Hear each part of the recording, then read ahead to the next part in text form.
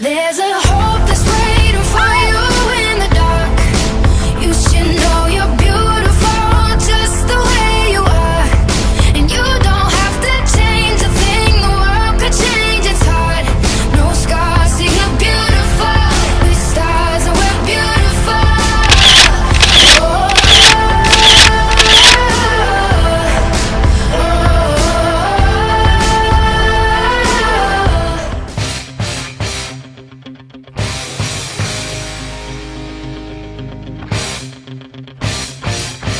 In my left hand, we have a competitor all the way from the Apple Store. His name is Mr. 7 Plus, aka Jet Black.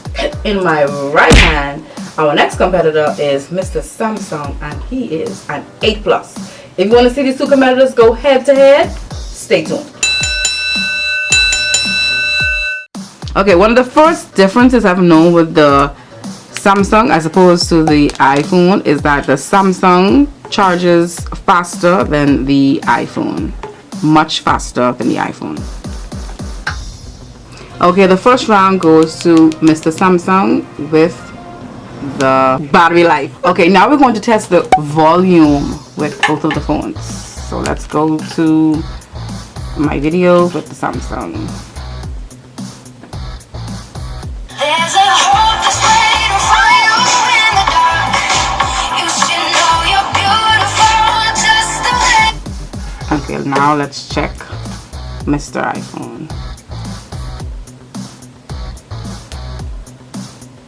There's a hope that's waiting for you in the dark.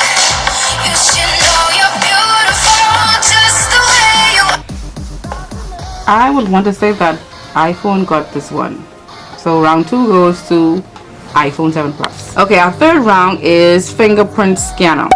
Now, I've noticed with the Samsung, all you have to do is rest your finger on it and it opens the phone. But with the Apple, when you rest your finger here, it doesn't open. You have to press it in order for it to open. However, with the Apple, the fingerprint scanner is at the front and the Samsung is at the back.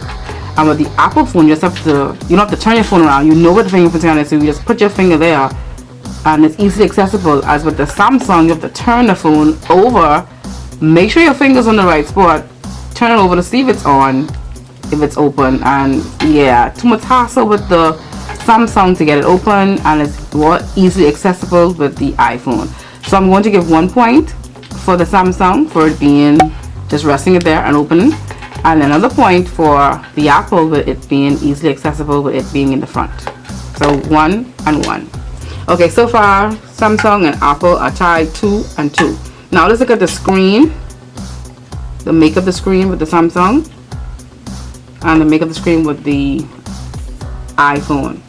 Now with the Samsung, the screen goes all the way to the side, so the edges will all give you a video quality. But with the Apple, the screen is just in the front, so there's no side screen for the Apple.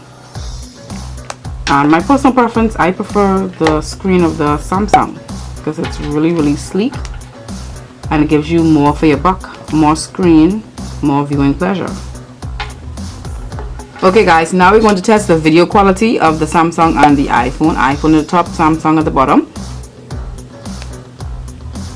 This is the trees. How beautiful is the trees? Let's just play that one more time.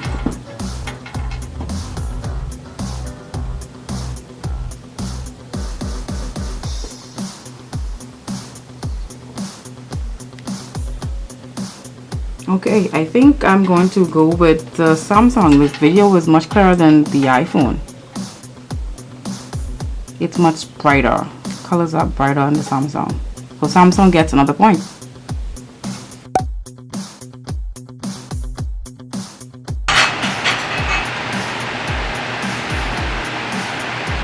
Okay, this is a video picture of me just doing a selfie with the Samsung and with the iPhone. This is the Samsung and this is the iPhone.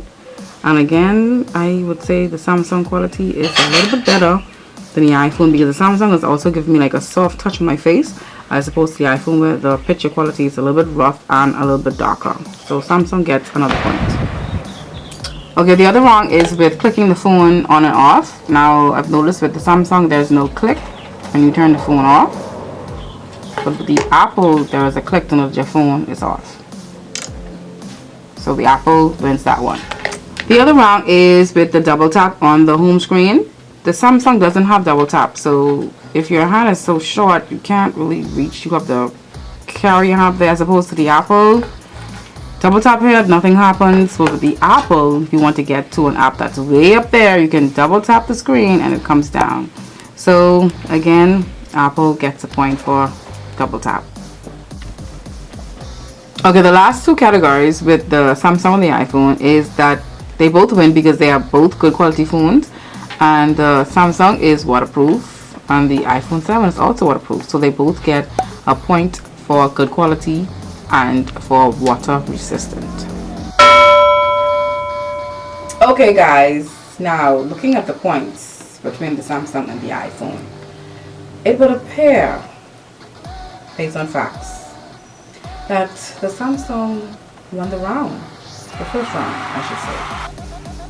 Okay,